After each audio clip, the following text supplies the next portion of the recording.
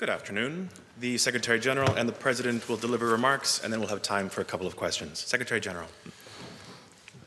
President Rinkēvičs, dear Edgars, it's good to see you again. Welcome back to NATO. You know this headquarters very well after many years of being a foreign minister, now a president, and therefore it is a particular honor and privilege to welcome you in your new capacity as President of Latvia. Congratulations on your appointment and thank you for your strong personal commitment to NATO. We are meeting just 2 days before Latvia's Independence Day, an important moment to mark your country's freedom and sovereignty, which NATO protects every day.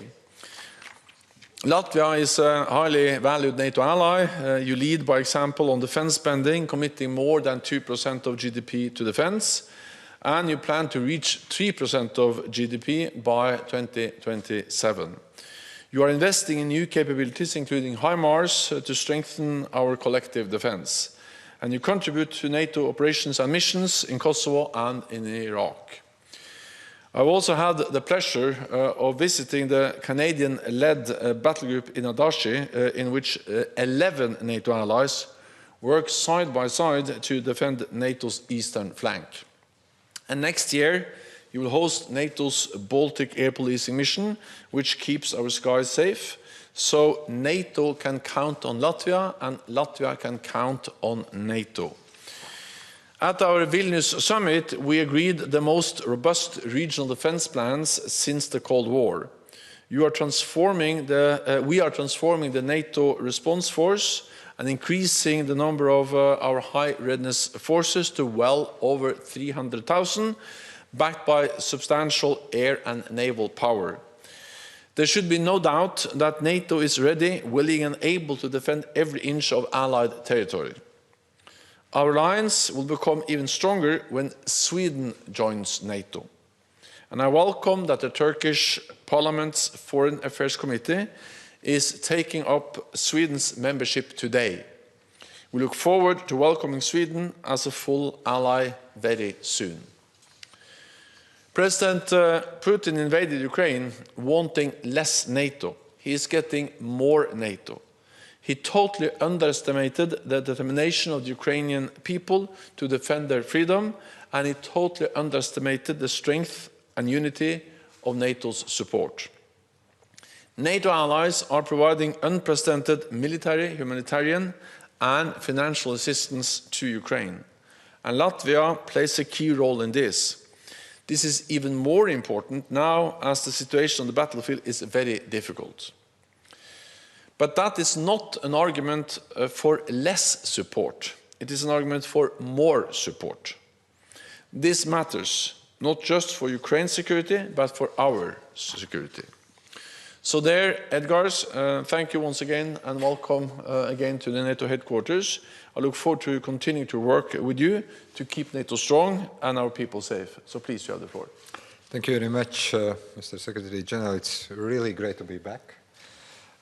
As you said, in a bit different capacity, but still I think that the issues we discussed today are almost the same. How to make NATO stronger, how to make it more agile to respond to all the challenges that we are facing both regionally and actually also globally.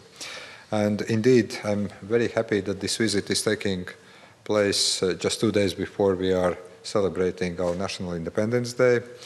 And I'm also very pleased that during our National Independence Day's military parade, there are going to be many Allied troops present, showing that NATO is in the region, that NATO is doing fantastic work. And as we discussed, we are very much looking forward to the full implementation of decisions of NATO summits in Madrid and Vilnius. I'm very happy to see how the implementation phase defense planning efforts are going on. We are very much looking forward to timely decision-making to fill in those plans with necessary forces and capabilities. We have also been discussing the burden sharing. I think that, and as I informed you, Latvia is setting a good example on defense spending. Our parliament currently is discussing next year's budget, where around 2.4% of GDP will be earmarked for defense, and the goal is to reach 3% of GDP by 2027. Having said that, I just want to reiterate that this money is really needed to strengthen our air defense systems, to modernize our armed forces, and of course one of the most important issues that we all see as a challenge need to be addressed is defense industrial capability and build-up of defense industrial capability.